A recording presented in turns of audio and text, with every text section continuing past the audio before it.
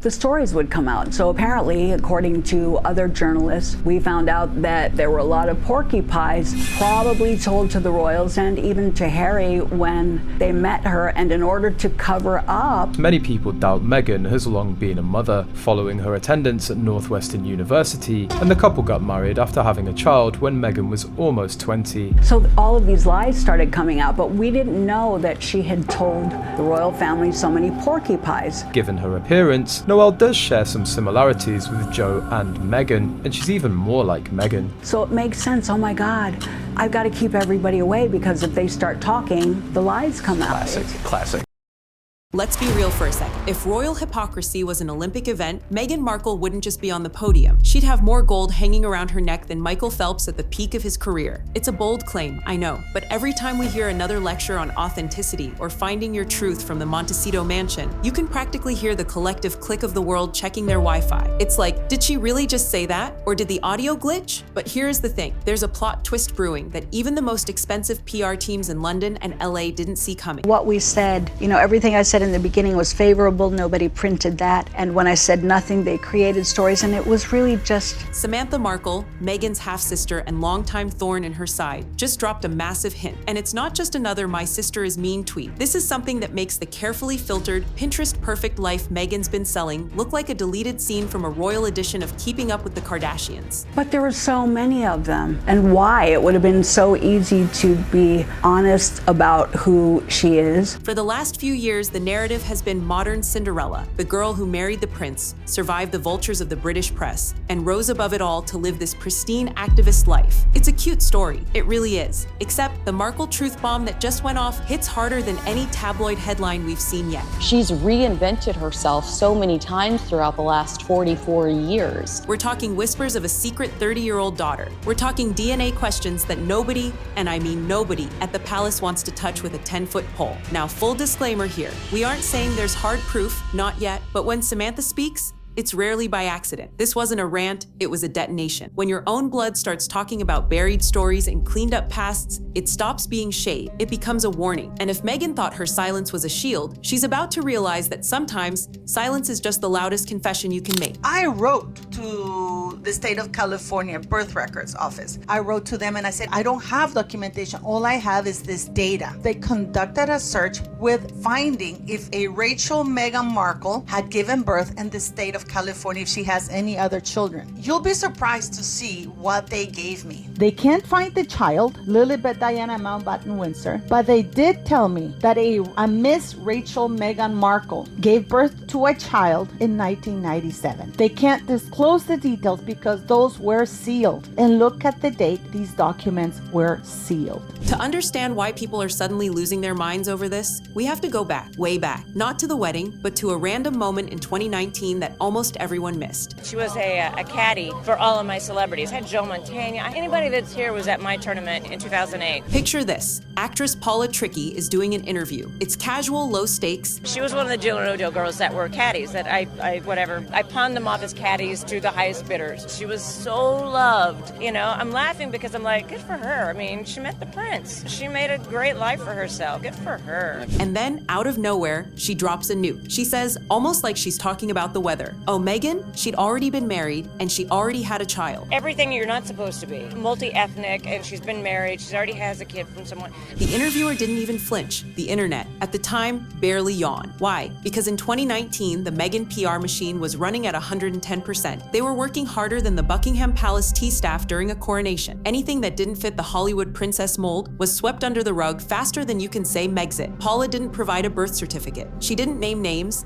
It was just a single sentence that aged like open champagne in the sun. Nobody took it seriously because the fan base was too busy memorizing Oprah quotes and pretending that the Netflix special was actual history instead of a highly produced Hollywood drama. But fast forward to now, that tiny comment, it's become the internet's favorite unsolved mystery. I'll tell you why. What she told the royal family, what she told Harry, wouldn't have jived, wouldn't have been consistent with the truth. Because once Samantha Markle started hinting at things the public doesn't know, people went back. They dug up that old clip, and suddenly, it wasn't just crazy gossip anymore. It was a breadcrumb that leads straight into a timeline Meghan has spent a decade trying to erase. Maybe Paula Trickey didn't start a rumor. Maybe she just tripped over a secret that was never supposed to exist in the first place. Because in the royal world, secrets don't actually disappear. They just sit in the dark, waiting for the cameras to start rolling again. If Paula Trickey lit the match, Samantha Markle showed up with a literal flamethrower. And to be proud and to empower other women when she's out there using her platform, be proud of who you are, work hard. You don't have to pretend to be someone else. You don't have to dress like Diana. You don't have to say you got grants and scholarships. Give accolades to those who bring you up. Now I know what the critics say, oh, Samantha is just jealous. She's just trying to get paid. And hey, maybe there's some truth to that. But here's what's different this time. She didn't scream. She didn't do a frantic tabloid interview. She used restraint. And in the world of royal PR, restraint is the most dangerous weapon you have. For years, Meghan treated Samantha like a distant, annoying cousin who was just looking for a press pass. But when Samantha finally spoke up recently, she didn't just throw accusations. She dropped implications. There are stories that were buried, she said. A past that was cleaned up. Read between the lines there. That's PR kryptonite. When a blood relative starts talking like a narrator in a true crime documentary, the world stops and listens. Every word dripped with this calm, surgical menace. It was like she was saying, I could end this right now, but you aren't ready for the truth yet. And suddenly, the vibe shifted. People didn't see a bitter sister anymore. They saw someone who might actually be holding the receipts. Samantha didn't need to provide a DNA test on a silver platter. She just needed to plant the seed, and boy did it grow. I'm going to quote Tom Bauer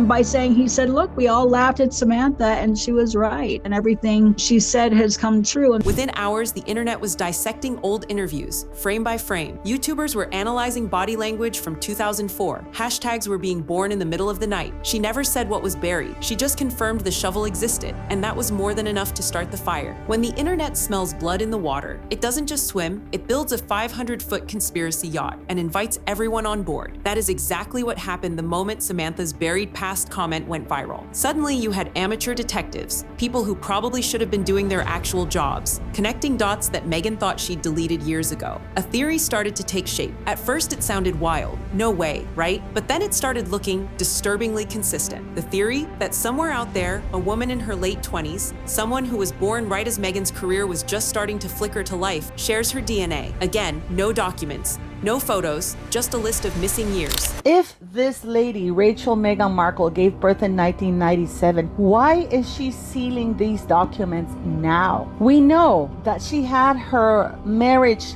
documents sealed at the first or second marriage to Trevor Engelson. They got married. People think that she got married in Jamaica. No, she got married in a civil ceremony in California, and she had those documents sealed. The wedding certificate is sealed. She didn't even tell her father, her mother, nobody. They just grab random witnesses because when Ninake Pretty wasn't even there. So why wait so many years to seal these documents on December 2018? Fans started scouring yearbooks, alumni records, and old family photos from the Markle side. And what they found wasn't proof, but it was something worse for a public image. It was a pattern. Every time Meghan talks about her single girl days or her time at Northwestern, the timeline seems to It's like watching a movie where a whole chapter was edited out in the middle. You can feel the jump cut. And when the palace crowd calls it nonsense, it just pours high-octane gasoline on the fire. Because if it's so fake, why not just disprove it? Why the silence? Before long, Reddit threads were mapping out missing months. TikTokers were decoding every awkward pause in old interviews like they were CIA analysts. Even the skeptical reporters started whispering, maybe this isn't just fan fiction. Maybe the silence is strategic. Every good conspiracy needs a villain. Or, at the very least, a name that people can plug into a Google search bar at 3 a.m. while they're down the rabbit hole. Enter Joseph Giuliano. Meghan was researching the prince online and found out that the prince is now duped, so I can now go ahead and marry him. At that stage, Meghan contact Joe told him that,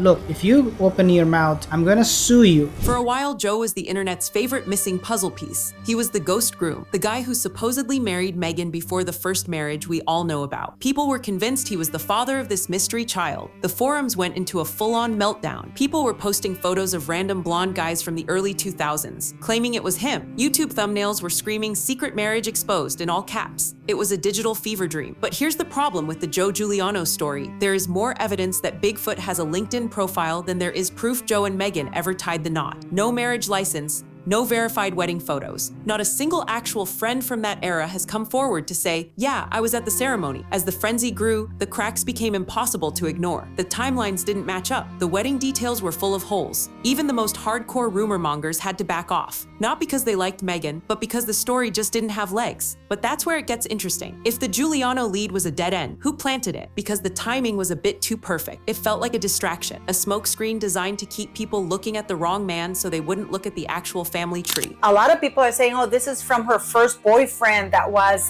but it's not him. Apparently it was the cousin. It's pretty shocking, isn't it? Just when the internet was about to give up on the mystery, things took a turn that belongs in a daytime soap opera. People stopped looking for a stranger and started looking at the family they already knew. That's when the spotlight hit Shawn Johnson, Meghan's cousin. Now, if you're like most people, you had to Google that name. But once you did, the sleuths started hyperventilating. The theory shifted. What if the secret child wasn't hidden in some basement in LA? What if the child was right there in plain sight, but the labels had been changed? We're talking about bloodline rearrangement, the idea that a baby was reclassified, a paper trail was misplaced, and the family was sworn to permanent silence to keep things neat and tidy for the future. Is it far-fetched? Of course it is. It sounds insane. Shawn Johnson finally came out and talked against Meghan Markle, that her friend is now saying that, yeah, they did hook up. And not only that, she did get pregnant. But tell that to the people who are freeze-framing old home movies, looking for the Markle nose or the Raglan smile in places they didn't expect to find it. People are looking at the warmth and affection between cousins and seeing something else entirely. They aren't looking for facts anymore, they're looking for vibes. And in the court of public opinion, a vibe can be more damaging than a court order. Suddenly, family resemblance became the new DNA test, and all anyone got in response was more of that same unnerving silence. Just as the rumors were starting to lose steam, a new artifact appeared, a letter. Now, we aren't talking about a leaked email. We're talking about a physical message allegedly connected to Samantha Markle. And let me tell you, this thing sent the internet into an absolute tailspin. Screenshots started flying around. Claims were being made that this letter mentioned tests, truth, and a family matter that was never resolved. The handwriting was debated, the authenticity was questioned, but the timing was a work of art. It dropped right when Meghan was trying to pivot back to her lifestyle brand image. Suddenly, instead of talking about her new strawberry jam, people were talking about DNA tests again. Silence everybody and just produce a DNA sample. Samantha played it cool. She didn't confirm it was hers, but she didn't deny it either. In Markle speak, that means,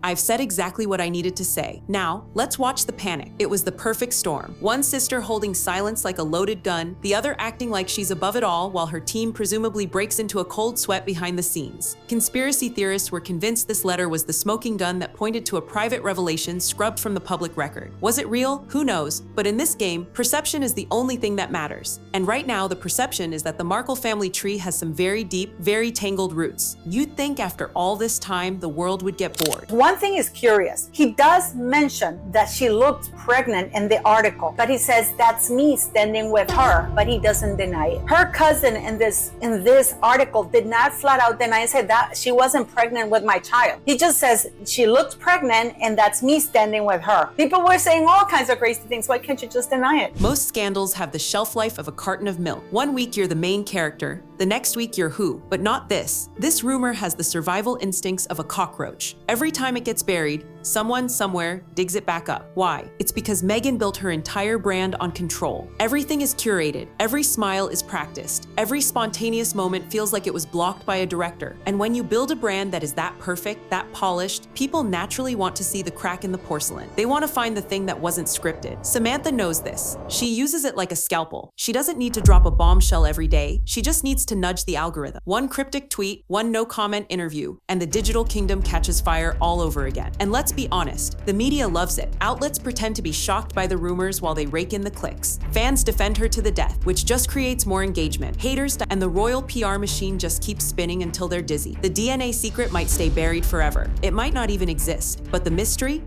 is profitable. The mystery is what keeps the lights on. Talk to Andrew Morton, talk to Tom Bauer. All of these people that have written books about her have been like, it's a struggle to get to the truth of who this female was before she meets Prince Harry. So where does that leave us? Maybe the truth isn't hidden at all. Maybe it's just waiting for the right moment. Because in the world of the Markles, silence isn't peace, It's pressure. It's the kind of pressure that builds up behind a perfect smile until something has to give. Samantha might have started this with a whisper, but it's the reaction that keeps us watching. Every unanswered question, every no comment, every time a timeline doesn't quite add up, it just makes the mystery louder. People aren't asking if there's a secret anymore. They're just asking when the dam is finally going to break. And speaking of dams breaking, if you thought this was wild, you need to see what we've uncovered about the other side of the palace. Remember that Tom Bower expose?